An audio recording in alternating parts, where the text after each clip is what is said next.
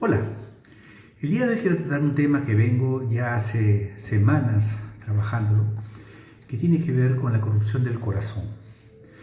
Con todo lo malo que está ocurriendo en nuestro país, el alto e incontrolable nivel de violencia que vivimos, los múltiples focos de descomposición social, la pobreza y todo lo que estamos pasando, hay un mal que pesa especialmente y que es producto, mejor dicho, que es origen de que ocurra todo esto, que es la corrupción. Bueno, según la Real Academia de Lengua Española, la corrupción, voy a leerlo, acción efecto de corromper o corromperse, deterioro de valores, usos y costumbres. En las organizaciones, práctica consistente en la utilización indebida o ilícita de las funciones de aquellas en provecho de sus gestores. Bueno, hay una definición un poquito más directa que encontré mientras que investigaba, que dice: la corrupción es el abuso de poder para obtener un beneficio personal o de grupo, generalmente en perjuicio del bien común. Bueno, puede manifestarse de muchas formas, ¿no? Que conocemos, lo que son soborno, malversación, favoritismo, manipulación de leyes. Pero la pregunta que quiero llegar el día de hoy es: ¿cuál es el verdadero origen de la corrupción? ¿Por qué personas, instituciones, organizaciones llegan pues entonces a corromperse? Bueno, quiero encontrar alguna raíz de la corrupción y voy a hablar bíblicamente.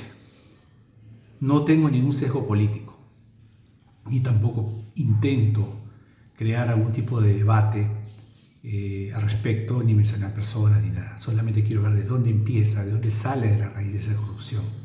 Y bíblicamente la corrupción no empieza en los gobiernos, sino directamente en el corazón humano.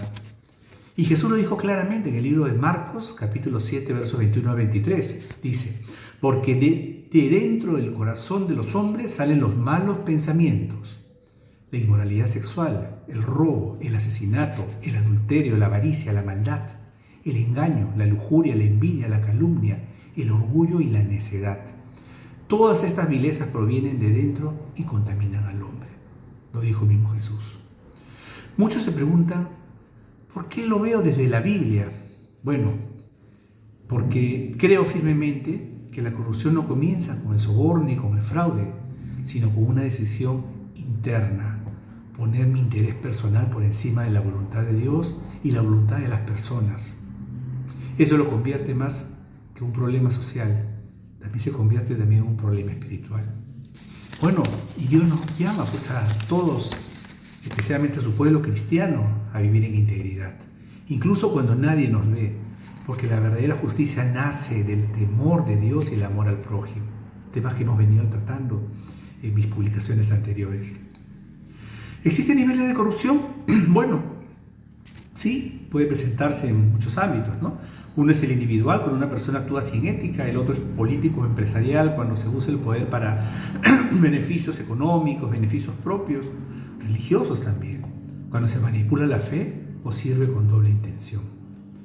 No es solo un problema del mundo, es una batalla interna, una lucha que todos enfrentamos cada día al elegir entre el bien y elegir entre el mal, entre la verdad y la mentira, entre servir o aprovecharse de otros.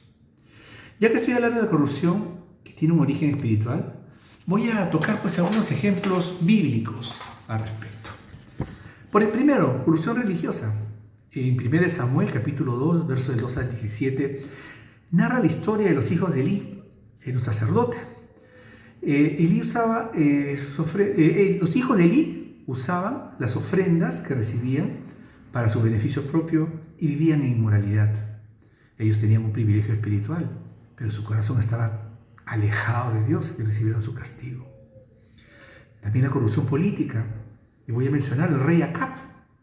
En 1 Reyes, capítulo 21, junto con su esposa Jezabel.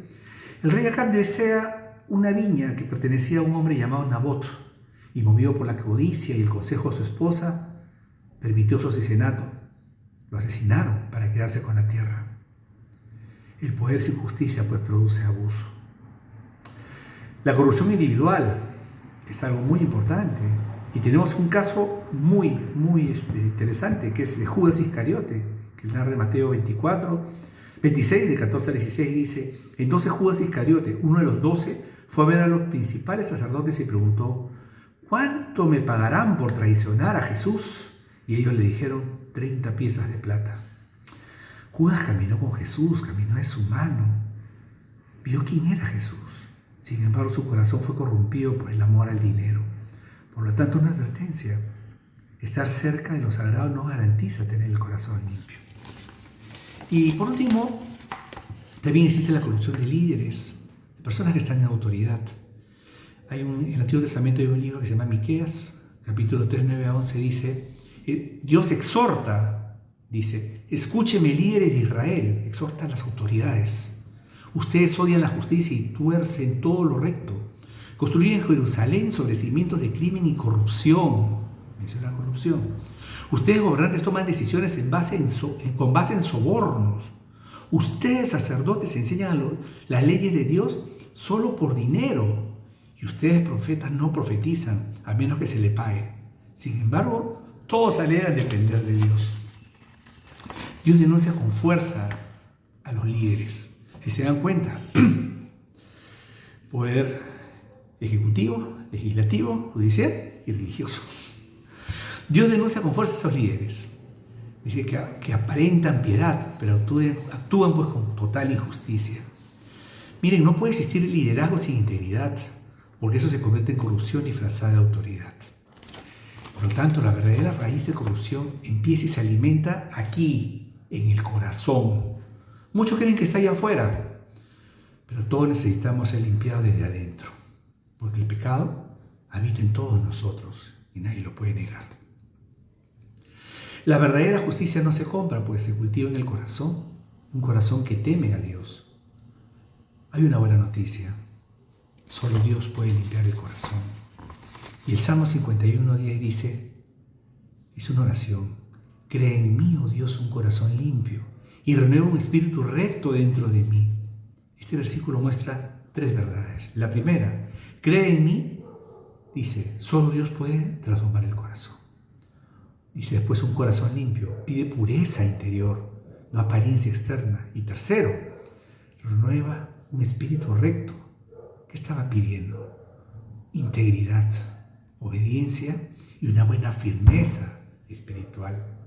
Este salmo es la oración de alguien que no solo quiere ser perdonado, sino completamente cambiado por Dios desde adentro. Y concluyo mi posición que la corrupción es un mal que enferma sociedades, destruye familias y debilita naciones. Su raíz está en el corazón humano. Y solo cuando permitimos que Dios cambie ese corazón, podremos ver una verdadera transformación del entorno. Porque un corazón limpio delante de Dios es la base de una vida justa delante de los hombres. Que este salmo sea pues nuestra oración. Que Dios le bendiga.